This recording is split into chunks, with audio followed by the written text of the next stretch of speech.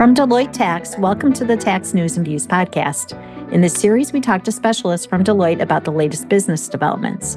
I'm Carrie Falkenhayn, your host for Tax News and Views. And today we are recording another special policy update with my frequent guests on tax policy topics, John Traub and Anna Taylor from Deloitte's Tax Policy Group. So here we are, early February 2024. The House of Representatives has passed a tax bill. That bill specifically addresses expired pieces of the Tax Cuts and Jobs Act, the Child Tax Credit, disaster relief, and the Employee Retention Credit. And it passed with a very strong bipartisan vote of 357 to 70. Quite overwhelmingly positive. So, John, let me ask you, it seems like there was a very smooth passage of this bill in the House, but was there any drama that we need to know about? There was a little bit, Carrie. First of all, the day before the vote, a group of Republicans from high-cost states, especially New York, threatened to hold up action on an unrelated bill because they were upset that the tax bill, at that point scheduled for the next day, didn't include any changes to the state local tax deduction cap of $10,000. Speaker Mike Johnson made a hasty decision to allow a vote at some point in the future on a bill to double the deduction for married couples, provided their income is less than $500,000. The House does not have it on the schedule for this week, although I guess it could come up. That was sort of one hurdle. And then, as you mentioned, it was a very strong bipartisan vote. But what's interesting is that the opposition came from the ideological extremes in both parties. Some of the more liberal Democrats complained the bill didn't do enough to expand the child tax credit. And some of the more conservative members complained about what they thought were tax benefits going to the children of people here illegally.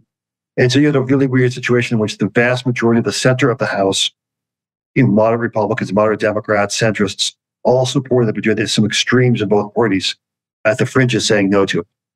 So, Anna, does that mean we're going to have similar smooth sailing in the Senate? Well, nothing in Washington, D.C. is that simple, right? So we are, unfortunately, demonstrate challenges in the Senate, I think. The Senate Republicans have indicated that they're not on board with this package yet.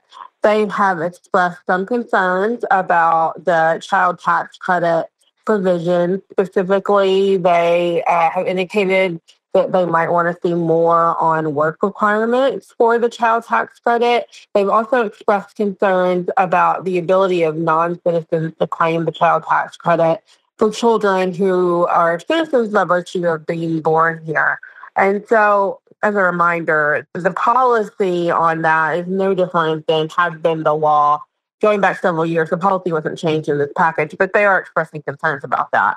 Some senators have also indicated that they might have political concerns about doing this package now. Specifically, they've indicated that the child tax credit changes could lead to seeing checks being given to taxpayers right before the election. And the IRS says that's not an issue. House Republicans have indicated they don't think that's an issue. But concerns with Senate Republicans do linger that this could end up being a real political win for the president right before the election.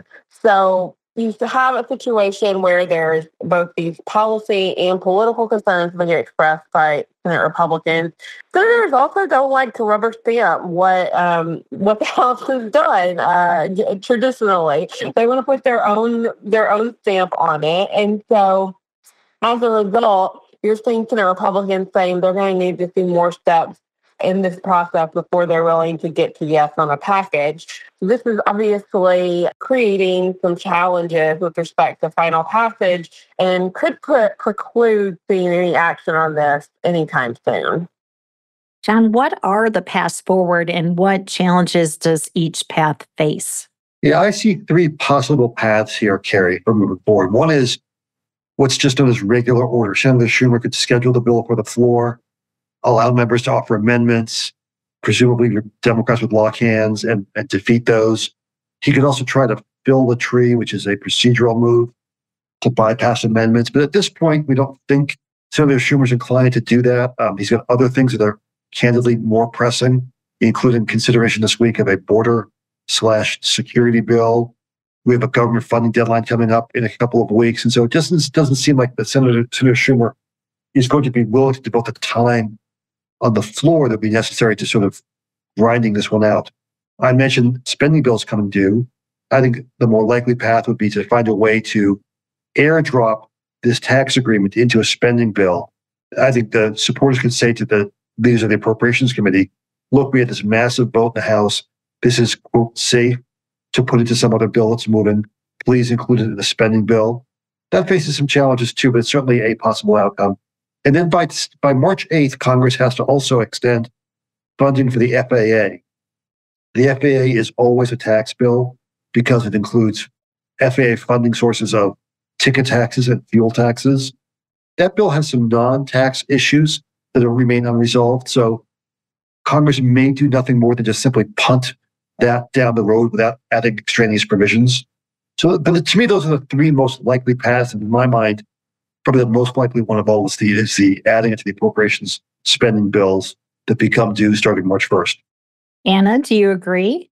I do. I think that the appropriations process has traditionally been the place where you would see a package like this get attacked to get it over the finish line. So I think that the best path forward, if that doesn't come to be for some reason, then you get past the funding debate and you're into late spring. I guess you could see the leaders the Senate leaders try to come to some sort of regular order agreement to move it through the Senate on its own. But that's for all the reasons John indicated. I think it's a much trickier process, and it'll be much more time intensive in trying to figure out how to make that work. And John, what do you see as the challenges here? Yeah, I mean, I think Ann and I have tried to lay those out. I think you have real concerns among some Republicans on both a process and a policy basis. You have the challenge of getting floor time. I think one thing that's worth pointing out is that there's a number of Democrats who are running for re-election this year in some pretty contested races. And I think one of the things Senator Schumer wants to do is protect them from having to cast a lot of votes on political amendments. And so I think, Republicans would love to have an open field to offer amendments to put Senator Brown of Ohio or Senator Tester of Montana in a gotcha kind of position.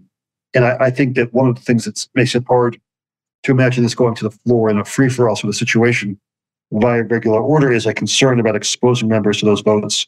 In addition to sort of standing concerns, which is always the case, that the floor time is a precious commodity, and senators don't generally like to give it away willy-nilly.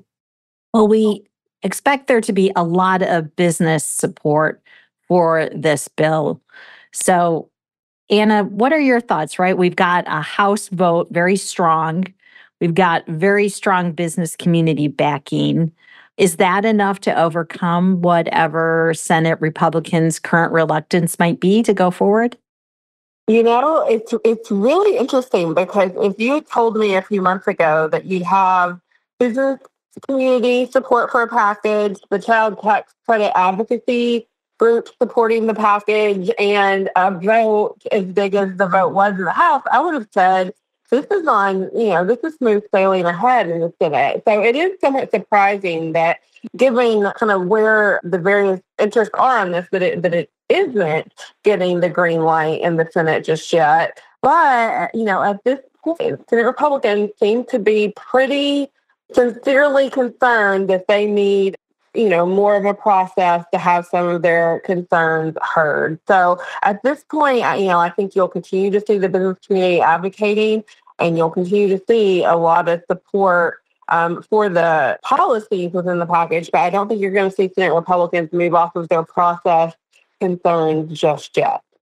Well, a lot for us to talk about, I guess, in the future. Thank you both for the update.